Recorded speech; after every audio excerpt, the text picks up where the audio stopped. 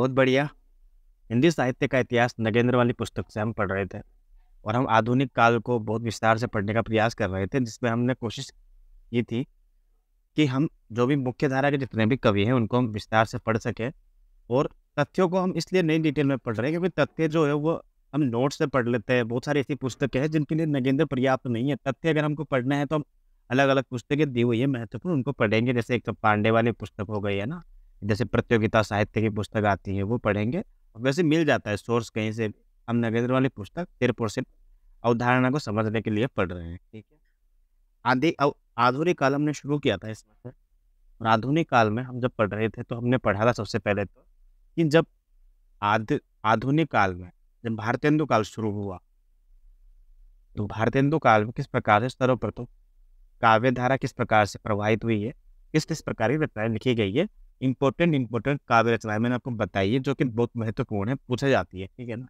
उसी के बाद फिर हमने देखा कि अन्य गद्य विधाएं भी जो है ना वो इसमें पढ़ाई जाती है। नगेंद्र वाली पुस्तक में एक साथ दी गई है। तो हमने नाटक वगैरह देखे थे, कहानियाँ देखी थी, उपन्यास देखे थे। कहानियाँ देखी थी कि कहानी का विकास तो हुआ ही नहीं भारतेंदु काल में, उसका तो अच्छा खासा विकास जो है वो सरस्वती की जब प्रकाशन हुआ था, सरस्वती का पत्रिका का, तब हुआ था। यानी कि द्विवेदी युग में प्रकाशित होने लगी थी कहानियाँ।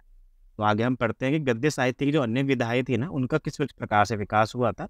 हमने नाटक अच्छे से पढ़े थे, जिसमें से जो मुख्य धारा के कवि थे ना, जैसे बात है दो हरिश्चंद्र, उनके नाटक पढ़े थे। हमने उपन्यास अच्छे से देखे थे, जिनमें से जो कुछ कवि थे जिनके इम्पोर्टेंट है, जैसे कि जगमोहन के उपन्यास बड़े इंपॉर्टेंट है, वो हमने देखे थे, ठीक है। के अलावा से लज्जा राम मेहता के इम्पोर्टेंट, बालकृष्ण भट्ट के मैंने आपको बताए थे, ट्रिक भी बताए थे। जिन्होंने वो वीडियो नहीं देखी है देख सकते हैं, यूट्यूब पर है वो ऑलरेडी। तो गद्य साहित्य की अन्य विधाएं कौन कौन सी हैं?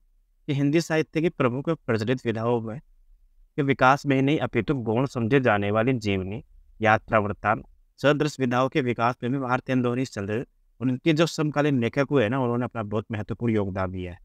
और जैसा कि आप सबको पता है कि हम नगेंद्र वाली पुस्तक में सिर्फ और सिर्फ मुख्य मुख्य तथ्य पढ़ रहे हैं और मुख्य मुख्य उदाहरणों को समझ रहे हैं, पूरी पुस्तक नहीं पढ़ रहे हैं। जो भी महत्वपूर्ण हो बता दूंगा आपको। अब इन्होंने यहाँ पे एक शब्द यूज किया है कि अन्य गौण धाराएं या गौण विधाएं, ठीक है ना। तो गौण विधाओं से मतलब होता है कि कहानी, उपन्यास, नाटक, इनसे इतर जो विधा है ना, जिसे हम कहते हैं यात्रा वृत्तांत, जीवनी साहित्य, आत्मकथा, रेखा चित्र, इनको गौण साहित्यिक विधा कहा जा सकता है। तो इस पर भी इसी बात में कलम चलाई है, तो उनको हम पढ़ेंगे। देखो, जीवनी साहित्य में अगर हम पढ़ना चाहें कि आधुनिक युग की अनेक विधाओं के समान जीवनी साहित्य का आरंभ भी भारतेंदु काल में हो चुका था। स्वयं भारतेंदु जी ने विक्रम, कालिदास, रामानुज, जयदेव, सूरदास, शंकराचार्य, वल्लभाचार्य, मुगल बादशाह, मुसलमान महापुरुष, लॉर्ड मेयो की, रिपन की, अंग्रेजी शासकों से अनेक महत्वपूर्ण जीवनियां लिखी, जो कि चरिताओं ने। बादशाह दर्पण बहुत इंपॉर्टेंट है, 1000 बार पूछा गया है बादशाह दर्पण किसकी रचना है। बादशाह दर्पण जो है वो भारतेंदु हरीशचंद्र की रचना है, बूंदी का राजवंश। अब चूंकि ये रचनाएं भारतेंदु जी ने लिखी है तो बहुत बहुत बहुत इंपॉर्टेंट हो जाती है। हालांकि बादशाह दर्पण के अलावा कभी कोई रचना इनमें से पूछी नहीं गई है, एक भी नहीं पूछी। लेकिन जीवनी साहित्य से प्रश्न पूछेगा उससे पहले तो वो नाटक से प्रश्न पूछेगा। अगर नाटक खत्म हो जाएंगे तो वो कविताओं से प्रश्न पूछेगा। और जब ये भी खत्म हो जाएगा तो फिर पत्रिकाओं से प्रश्न पूछेगा। और जब ये भी खत्म हो जाएंगे तो उपन्यास आएंगे, वो भी किसी और रचनाकारों के। और जब ये भी खत्म हो जाएंगे तो प्रवृत्ति आएंगी। और जब ये भी खत्म हो जाएंगी तो विशेषताएं, प्रकाशन वर्ष, ये सारी चीजें आएंगी। उसके बाद जीवनी साहित्य का नंबर आएगा, इसलिए उतने ज्यादा महत्वपूर्ण नहीं है। बस ठीक है, इतना सारे नाम है यार, कभी आ जाए कि जीवनी साहित्य में किसकी जीवनी नहीं लिखी है, याद है। इसके अलावा ये बिल्कुल महत्वपूर्ण नहीं है। भारतेंदु युग में काली कार्तिक प्रसाद खत्री ने किसकी लिखी है, ये बिल्कुल भी महत्वपूर्ण नहीं है। जो महत्वपूर्ण होगा मैं बता देता हूँ आपको, ठीक है। इधर से राधा कृष्ण दास जी ने लिखी थी, ये बिल्कुल भी इम्पोर्टेंट नहीं है। कविवर बिहारी लाल की लिखी थी राधा कृष्ण दास जी ने, थोड़ा बहुत याद रख लेना, बाकी इतना महत्वपूर्ण नहीं। नीचे चलते हैं अपन। बिल्कुल बिल्कुल नीचे भी बिल्कुल इम्पोर्टेंट, ये चीजें अगर आप चाहो तो छोड़ सकते हो। क्योंकि जीवनी साहित्य ये सब जो है ना आधुनिक कालीन के समकालीन जो लेखक है ना उनके महत्वपूर्ण है। तो 1940-50 के बाद जिन्होंने लिखा है ना, और अच्छी मात्रा में लिखा है जिन्होंने। अब यात्रा वृत्तांत क्या होता है ना, कहीं घूमने गए तो वहाँ से जो भी सीखने को मिला है ना, उस लर्निंग को, उस फेज को हमने यात्रा वृत्तांत में लिख दिया, ठीक है ना। उस यात्रा से संबंधित जो भी हमें चीज़ें अच्छी लगती है क्योंकि ये सारी विधाएँ ऐसी हैं जिनको आप प्रकार से परिभाषित नहीं कर सकते निश्चित शब्दों में।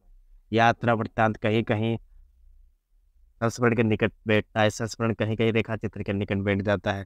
तो इनकी कोई पर्टिकुलर परिभाषा नहीं है, हालाँकि परिभाषा जब आएगी तो मैं बताऊँगा अभी आपको।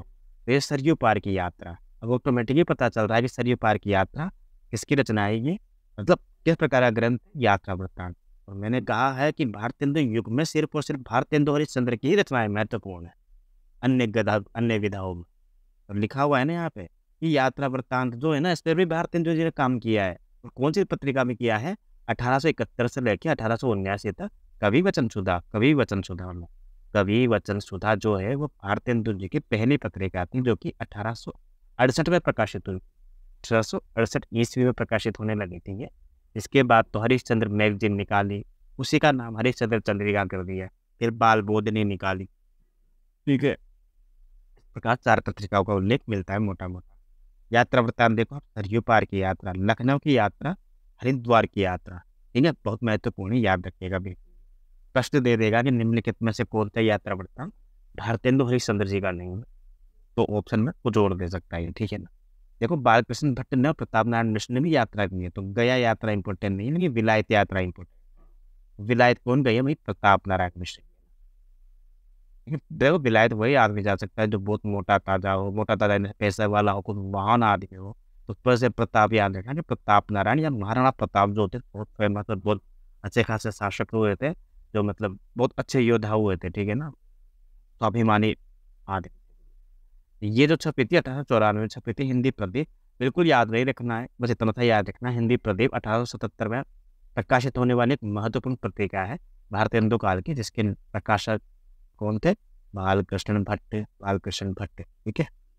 बहुत बढ़िया। इसके बाद चलते हैं, इसके अलावा लंदन यात्रा छोड़ दीजिए आप, लंदन का यात्री, मेरी दक्षिण दिन यात्रा, ये सब छोड़ दीजिए, तथ्यों का हमारे यहाँ पे बिल्कुल काम। ज्ञान का साहित्य, देखो ज्ञान का साहित्य में वैसे कोई विशेष यहाँ पे है नहीं, लेकिन मैं आपको बताऊँ, ये शिव प्रसाद सितारे हिंद का इतिहास तिमिरनाशक ग्रंथ जो है किसने लिखा है ये 1000 बार पूछा गया। क्योंकि राजा शिव प्रसाद सितारे हिंद और लक्ष्मण सिंह से क्या है ना, भारतेंदु काल के पहले के ही हैं, इनसे उतने ज़्यादा प्रश्न नहीं बनते हैं। कुछ गिनती के 2-4 प्रश्न हैं जो बार बार बनने की आशंका रहती है और वही बनते हैं। इसलिए राजा शिव प्रसाद सितारे हिंद को पढ़ना बहुत जरूरी है, और इनकी ये रचना बहुत आसान भी है और बहुत बार पूछी गई है, तो यही याद रखते हैं आपको, इतिहास तिमिरनाशक, बस ये हमने अंडरलाइन कर दी, बस इसके अलावा कुछ नहीं है। एक प्रकार से लक्ष्मण रेखा समझ लीजिए, इन बाकियों को हमने काट दिया है, छोड़ दो। नीचे चलते कौन कौन से ग्रंथ लिखे इसके अलावा, ये श्रीनिवास दास का छोड़ दीजिए, ये भी छोड़ दीजिए, ये भी छोड़ दीजिए। ललित कलाओं में आप देख लीजिए, ये भी छोड़ दीजिए, बिल्कुल मैं बता दूंगा जो भी इम्पोर्टेंट होगा। पर चलते हैं अपन भक्ति धर्म में, देखो स्वामी दयानंद का, तो ये तो जीके में ही पूछा जाता है कि सत्यार्थ प्रकाश क्या ग्रंथ है, सत्यार्थ प्रकाश, ये हो जाएगा अपना स्वामी दयानंद। अब आप कहोगे यार जब गौण मात्रा की कथन है, ये गौण मात्रा की क्वेश्चन है, ये क्यों पूछा जाता है, ये बताओ, जब ये क्यों पूछा भक्ति धर्म दर्शन में? भाई स्वामी दयानंद इसलिए पूछा जाता है क्योंकि आपके सिलेबस में समाज जो भी है ना, आधुनिक काल में पुनर्जागरण नाम से टॉपिक दिया हुआ है, और पुनर्जागरण में जो 5-7 समाज है उनका महत्वपूर्ण योगदान है, जिसमें से हमने प्रार्थना समाज को पढ़ा, ब्रह्मा समाज को पढ़ा, आर्य समाज को पढ़ा, हमने थियोसॉफिकल सोसाइटी को पढ़ा। तो ये 5-7 समाज ऐसे हैं, रामकृष्ण मिशन को पढ़ा है ना, तो ये बहुत इंपॉर्टेंट है। अब इनमें से स्वामी दयानंद है जिन्होंने आर्य समाज की स्थापना की है, इसलिए सत्यार्थ प्रकाश पूछा जाता है। जीके का प्रश्न है, हिंदी में तो 50 बार पूछा गया है, लेकिन जीके में तो 1000 बार पूछा गया है, याद रखिएगा बिल्कुल। इसके अलावा श्रद्धाराम फिल्लौरी से कुछ प्रश्न नहीं पूछा जाएगा, आत्मचिकित्सा इंपॉर्टेंट नहीं है, बस ये इंपॉर्टेंट है कि ओम जय जगदीश हरे प्रसिद्ध आरती के लेखक है श्रद्धाराम फिल्लौरी। आगे चलते हैं, चिकित्सा शास्त्र के ग्रंथ हैं, बिल्कुल इंपॉर्टेंट नहीं है। विज्ञान के ग्रंथ हैं, बिल्कुल भी इंपॉर्टेंट। नीचे चलते हैं, पत्र पत्रिका है, सबसे ज़्यादा इंपॉर्टेंट है। भारतेंदु काल से पत्रिका से प्रश्न न बने, समझ लीजिए पेपर या 200% तय है बनेगा। पहला प्रश्न बनता है कि हिंदी की पहली पत्रिका कौन सी है, तो आपके सामने ऑप्शन रहेगा उद्दंत मार्तंड। उद्दंत मार्तंड एकदम सही है, 1826 में बनी थी, ये साप्ताहिक पत्रिका थी, ये कलकत्ता से निकलती थी, मंगलवार को निकलती थी। बोलो महावीर की जय, हनुमान जी का नाम लेके। उद्दंत मार्तंड, उगता हुआ सूर्य जिसे कहते हैं, साप्ताहिक पत्रिका है, कलकत्ता से निकलती है 1826 में, बहुत महत्वपूर्ण है ये। तो पत्र पत्रिका याद होनी चाहिए, नहीं होनी चाहिए? होनी चाहिए। पहली पत्रिका है ना, तो वो तो याद होनी चाहिए। प्रश्न आपसे पूछेगा ही नहीं उद्धर्त वार्तन पहली पत्रिका है या पहली पत्रिका को।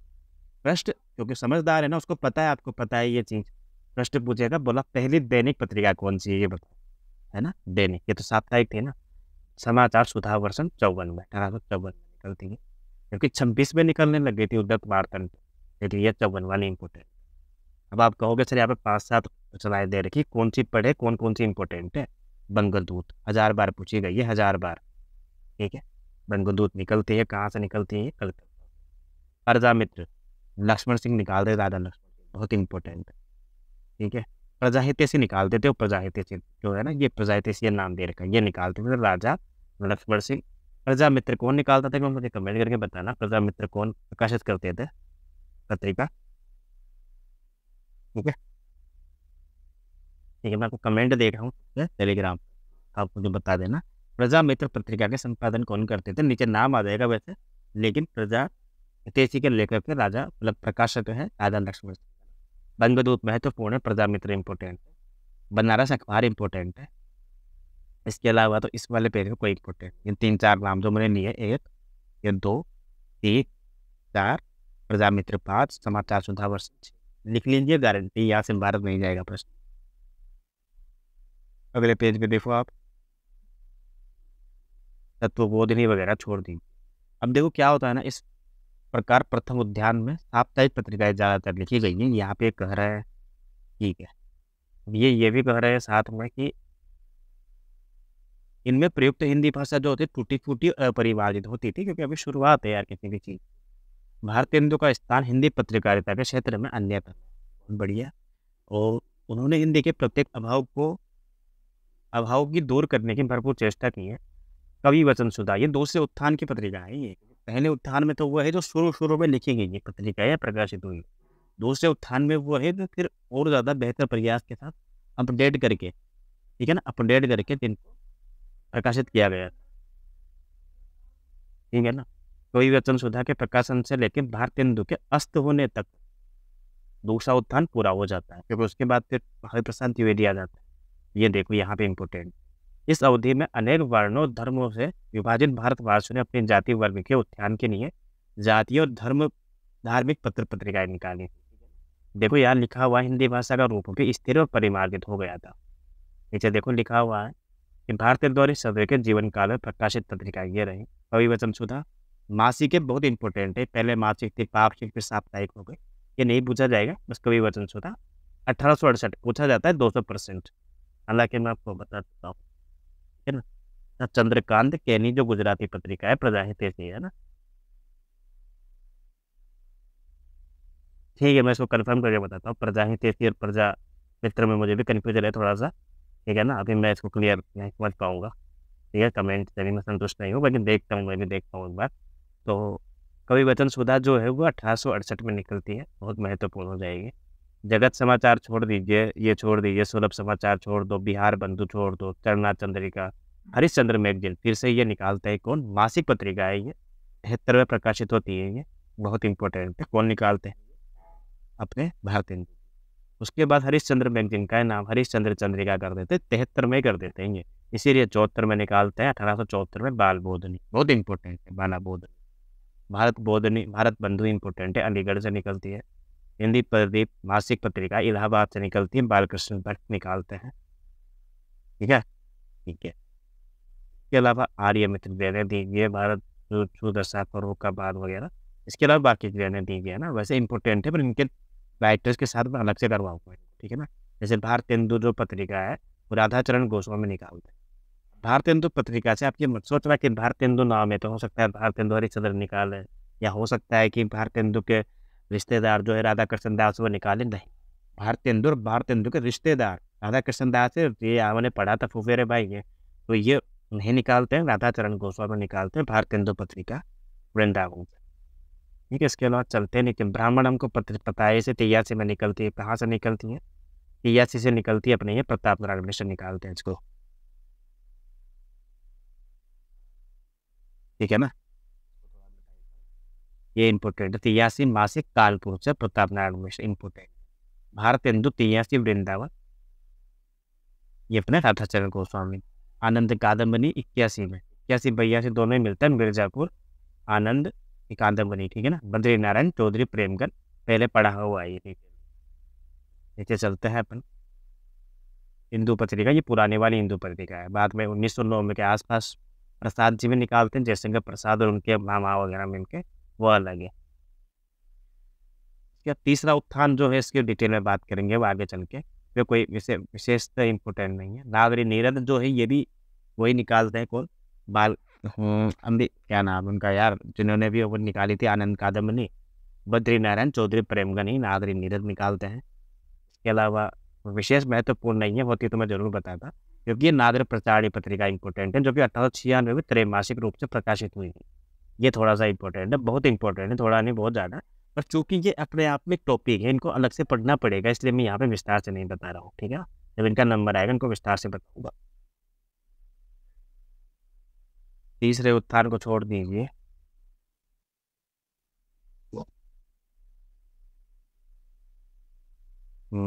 हिंदी प्रदीप ने पूरी शक्ति से जीवित रखा, ये राष्ट्रीय जागरण की जो लहर आई थी उसे हिंदी प्रदीप ने जीवित रखा। इसके अलावा कोई इंपॉर्टेंट नहीं है, पत्रिकाओं का भी आप छोड़ दीजिए। के बाद मुझे देखो लिखा हुआ है कि गद्य शैली का विकास, कि आलोचक गद्य शैली पर 3 दृष्टियों से विचार किया जा सकता है, कि भाषा की मूल जातीय प्रकृति को परख कर उसका सामान्य स्वरूप स्थिर करने की दृष्टि से, क्रमशः परिष्कृत, परिमार्जित और सशक्त और प्रौढ़ होने की दृष्टि से, और लेखकों की व्यक्तिगत रुचि, प्रवृत्ति, संस्कार एवं व्यक्तिगत भेद के प्रभाव से उत्पन्न भंगिमा वैशिष्ट्य की दृष्टि से। जहाँ तक भाषा के सामान्य स्वरूप का प्रश्न है, यह निर्विवाद है कि उसे भारतेंदु हरिश्चंद्र द्वारा स्थिर किया जा चुका था। इस संबंध में शुक्ल जी कहते भी हैं कि जब भारतेंदु अपनी मंजी हुई परिष्कृत भाषा सामने लाए, तब हिंदी बोलने वाली जनता को गद्य के लिए खड़ी बोली का प्रकृत साहित्य के रूप मिल गया और भाषा के स्वरूप का प्रश्न ही नहीं रह गया। प्रस्ताव काल समाप्त हुआ और भाषा का स्वरूप स्थिर हो गया। बहुत इंपॉर्टेंट पंक्ति है, वेरी वेरी इंपॉर्टेंट लगा ली, पढ़ लीजिए, याद भले मत कीजिए पर याद रखना शुक्ल जी की पंक्ति कि भाई भारतेंदु ने अपनी मंजी हुई परिष्कृत भाषा का सामने लेके आए थे। बस ये मंजी हुई शब्द याद कर लो, मंजी हुई, अब तो भाषा के स्वरूप का प्रश्न ही नहीं रह गया, प्रस्ताव काल समाप्त हो गया, स्थिर हो गया, टाइप से शुक्ल जी कहते हैं। इसे चलते हैं, कुछ और इम्पोर्टेंट होता है तो ठीक है, इसके अलावा कुछ विशेष इंपॉर्टेंट है नहीं वैसे, ठीक है। इसके बाद कुछ इंपॉर्टेंट है नहीं, ज़्यादा होगा तो मैं जरूर बता दूंगा आपको, बाकी जब हिंदी साहित्य का इतिहास पढ़ेंगे तब विस्तार से और चीज़ें बताऊँगा जो इंपॉर्टेंट होगी। फिलहाल यहाँ पे मुझे कोई चीज़ इंपॉर्टेंट नहीं लग रही। मूल्यांकन करते हैं पर यहाँ पर हिंदी साहित्य के विकास क्रम में भारतेंदु युग के गद्य साहित्य का महत्व और मूल्य जो है असाधारण है। इसी युग, अब देखो ये हो सकता है कि कभी कभी भारतेंदु युग की विशेषता में यही पंक्ति आ जाए और असाधारण के स्थान पे हटा दे और साधारण दे दे, तो भाई साधारण नहीं है, तो मूल्यांकन है वो बहुत विशेष है, ये याद होना चाहिए आपको, ठीक है ना। आशा करता हूँ मेरी आवाज़ आ रही होगी आपको। तो जो भारतेंदु काल का जो प्रकार से जो महत्व है वो बहुत असाधारण है। इसी युग में हिंदी प्रदेश में आधुनिक जीवन चेतना का उन्मेष हुआ है। मध्य वर्गीय सामाजिक परिवेश में साहित्य रचना का जो रूप उभरा है उसमें कहीं कहीं तो सामंतीय संस्कारों का अवशेष लक्षित अवश्य होता है, किंतु वो टूटने के क्रम में है अब, ठीक है। रचना प्रतिपाद्य की दृष्टि से यह अवशेष लक्षित अवश्य होता है, किंतु वो टूटने के क्रम में है। आखिर नीचे चलते हैं, क्या चीज़ इंपॉर्टेंट है, ठीक है। थोड़ा सा ये पढ़ लेते हैं यार, क्योंकि मूल्यांकन दिया हुआ है ना यहाँ पे, तो एक प्रकार से सार कह सकते हैं हम इसको, कि रचनागत प्रतिपाद्य की दृष्टि से ये जो बहुत बड़ा परिवर्तन हुआ था भारतेंदु काल में, हमको पता है क्या परिवर्तन हुआ था, आप इसका स्पष्ट उत्तर दे सकते हैं। तो ये भी उल्लेखनीय है कि ब्रिटिश शासन व्यवस्था की दृढ़ता के बावजूद उसके प्रति विरोध का भाव प्रत्येक साहित्यकार में मन में विद्यमान था। देश और समाज की हित की भावना थी। साहित्य सर्जन की दृष्टि से हिंदी गद्य की प्राय सभी विधाओं को सूत्रपात इसी युग में हुआ है। विशेषतः निबंध और नाटक, इन 2 विधाओं में लेखक को अभूतपूर्व सफलता प्राप्त हुई है। उपन्यासों में सामाजिक जीवन के स्पंदन का स्वर भी इसी युग में सुनाई पड़ने लगा है। सब मिलाकर भारतेंदु काल का साहित्य व्यापक जागरण का संदेश लेकर आया और भाषा के स्वरूप विकास में भी अभूतपूर्व प्रगति हुई है। इस युग में न केवल हिंदी गद्य का स्वरूप स्थिर हुआ है, वरन उसके शुद्ध साहित्य उपयोगी और व्यवहार उपयोगी रूपों की पूर्ण प्रतिष्ठा भी हुई है। इस प्रकार भाषा और साहित्य दोनों जीवन की गति के साथ जुड़ गए हैं। पत्र पत्रिकाओं के प्रकाशन और प्रचार की गति भी तीव्र हुई है। जिससे जीवन के विविध क्षेत्रों में हिंदी के प्रयोग की परंपरा आगे बढ़ी। किसी भी भाषा के इतिहास में इतनी अल्प अवधि में होने वाली यह प्रगति गर्व की बात कही जाएगी। ये सब कम नहीं है, किंतु ये भी ध्यान रखना होगा कि सारा मंथन सुप्त राष्ट्र के जागरण की भूमिका मात्र है। अभी हिंदी गद्य साहित्य में कुछ ऐसा भी नहीं था कि जिसे लेकर हम संसार की उन्नत भाषाओं के सामने खड़े हो सके। आधुनिक हिंदी साहित्य का पहला उत्थान था। इस उत्थान में सबसे मूल्यवान तत्व था साहित्यकारों का अदम्य उत्साह। उनमें हिंदी के प्रति, राष्ट्र व समाज के प्रति अटूट निष्ठा थी। उन्होंने हंसते हंसते अपने उत्सर्ग हिंदी के विशाल भवन का निर्माण किया, जिसको सजाने संवारने मूल्यवान उपकरणों से अलंकृत करने का कार्य द्विवेदी युग में साहित्यकारों ने पूरा किया। बहुत बढ़िया यार, ये सब हमने पढ़ी। ये पंक्तियाँ देखो, चाहे वो जो साच वो निज कल्याण, तो सब मिले भारत संतान, जपो निरंतर एक जबान, हिंदी हिंदू हिंदुस्तान। मैं बता नहीं सकता कितनी बार ये पूछी गई है, तो आप ये मत सोच लेना कि ये एक प्रकार से वीर रस से प्रभावित रखना है या वीर रस को एक प्रकार से रूपायित करने वाली पंक्तियाँ है तो भारतेंदु की होगी। नहीं, भारतेंदु काल में राष्ट्रीयता का स्वर बहुत प्रबल स्वरों में मिलता है हमको, वो जो आगे जाके और ज़्यादा प्रबल हो जाता है। और ये हिंदी हिंदू हिंदुस्तान वाली पंक्तियाँ 1000 बार पूछी गई हैं। प्रताप नारायण मिश्र की पंक्तियाँ याद रखिएगा, प्रताप नारायण मिश्र, ठीक है ना, बहुत इंपॉर्टेंट है, वेरी वेरी इंपॉर्टेंट, 1000% इम्पोर्टेंट, ठीक है, बहुत बढ़िया। हम पढ़ेंगे द्विवेदी काल। देखो क्या होता है, हमने पढ़ा भारत हिंदू युग। भारत हिंदू युग में हमने जितने भी काव्य संबंधित पंक्तियाँ इंपॉर्टेंट थी वो पढ़ी हमने। उसके बाद हमने अन्य गद्य विद्याओं में इम्पोर्टेंट नाटक पढ़े। आप जो क्लास देखेंगे आपको पता है, जिन्होंने लाइव देखे उनको पता है। इम्पोर्टेंट उपन्यास पढ़े। कहानियाँ हमने इम्पोर्टेंट इसलिए नहीं पढ़ी क्योंकि लिखी नहीं गई है ना, तो इम्पोर्टेंट है ही नहीं। उपन्यास भी इसलिए नहीं पढ़े ज़्यादा क्योंकि उपन्यास भी 2-4 कवियों के अलावा, 2-4 लेखकों के अलावा इम्पोर्टेंट है ही नहीं। पर इम्पोर्टेंट क्यों है उपन्यास? क्योंकि इसी कालखंड में जो है ना पहला उपन्यास लिखा गया था हिंदी का, अंग्रेजी ढंग का पहला उपन्यास कौन सा था? अपना परीक्षा गुरु, ठीक है ना, परीक्षा गुरु, बहुत बढ़िया। लाला श्रीनिवास दास का था, प्रकाशन वर्ष से 1882, ठीक है।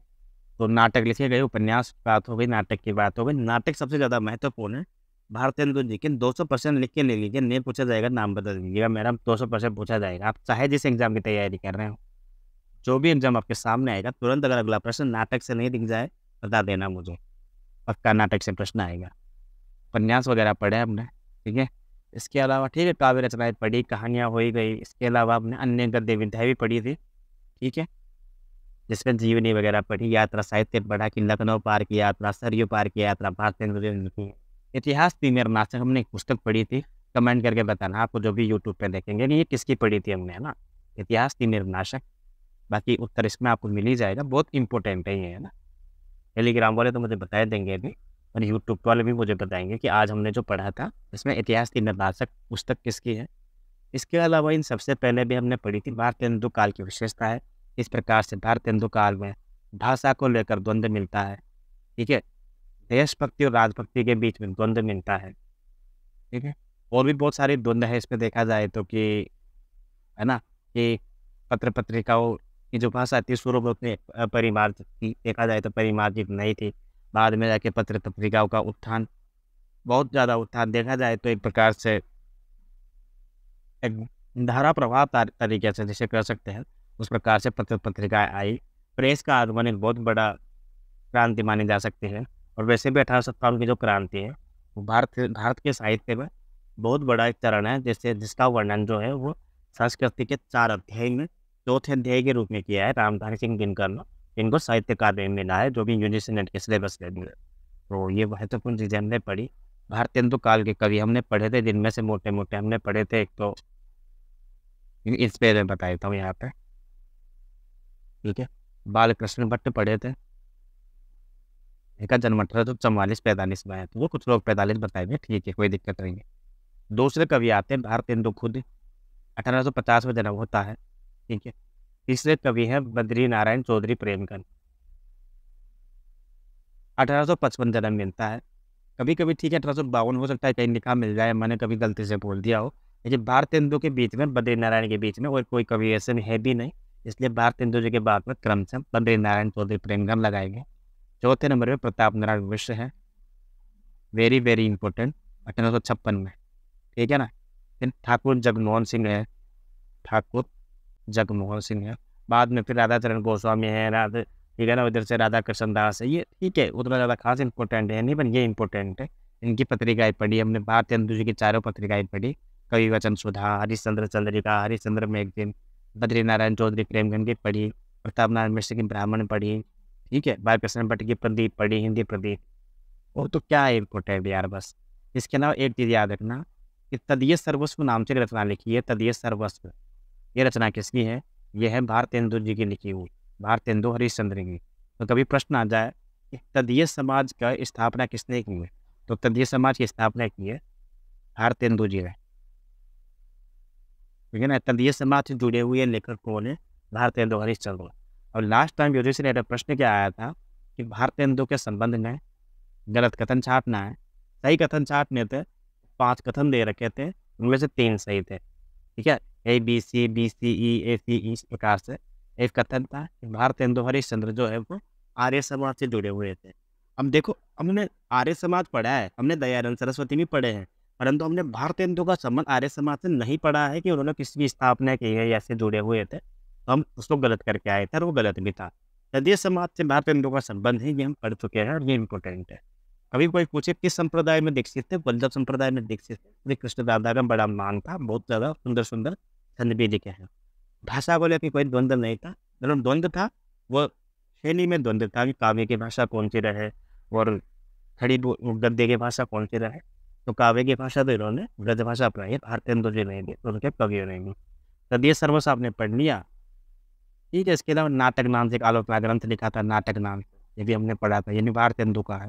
और एक काम की बात और बताता हूँ आपको, ट्रिक बताता हूँ कि कभी भी आप भारतेंदु हरिश्चंद्र का ऑप्शन अगर देख ले, क्वेश्चन आप पढ़ रहे हो, आपको क्वेश्चन नहीं आता है, आपको नहीं पता इसका उत्तर क्या है, अगर पता है तो आप लगा ही दोगे ना जो सही है, प्रताप नारायण मिश्र होगा, बद्रीनारायण चौधरी होगा। और अगर नहीं पता है ना, तो मैं इम्पोर्टेंट बता रहा हूँ अपनी बात है, आप मेरी बात को आजमा के देख लेना। कभी मॉक टेस्ट लगाओ ना, वहाँ पे भी आजमा के देख लेना।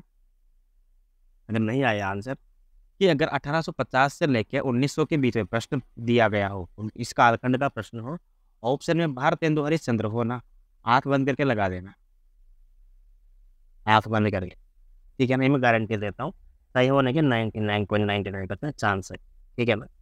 अगर ये एग्जाम किसी अच्छी संस्था ने बनाया, जैसे NTA ने बनाया, RPSC ने बनाया है, ये जो मुख्य बोर्ड है, किसी कोचिंग वाले ने बनाया है, तो हो सकता है वो गड़बड़ हो, क्योंकि कोचिंग वाले तो जानबूझ के ऐसे ऑप्शन देते हैं कि मुख्य मुख्य और गौण कवि को सही कवि सही आंसर मानते हैं। तो मैं उनका विश्वास नहीं कर रहा हूँ। तो मुख्य संस्था है ना, आप जब प्रीवियस पेपर लगाओगे, आप जब भी तैयारी कर रहे हो, तो आप प्रीवियस पेपर सोल्व करोगे ना, PYP, तो उनमें खुद आजमा के देख, खुद अपने मन से आंसर चूज करना, और ये चीज़ आपको सही तरीके से मिल जाएगी। मुझे लगता है आज के लिए काफ़ी है, इतना है। कोई भी डाउट वगैरह हो तो आप मुझे बस कमेंट वगैरह जरूर करना। द्विवेदी युग प्रकाश है, नई सुबह के साथ नए तरीके से शुरू करेंगे, ठीक है ना। आज के लिए इतना है। यूट्यूब वाले कमेंट जरूर करना, टेलीग्राम वाले तो अभी चर्चा करते हैं। 28 मिनट की क्लास हो चुकी है। Bye bye.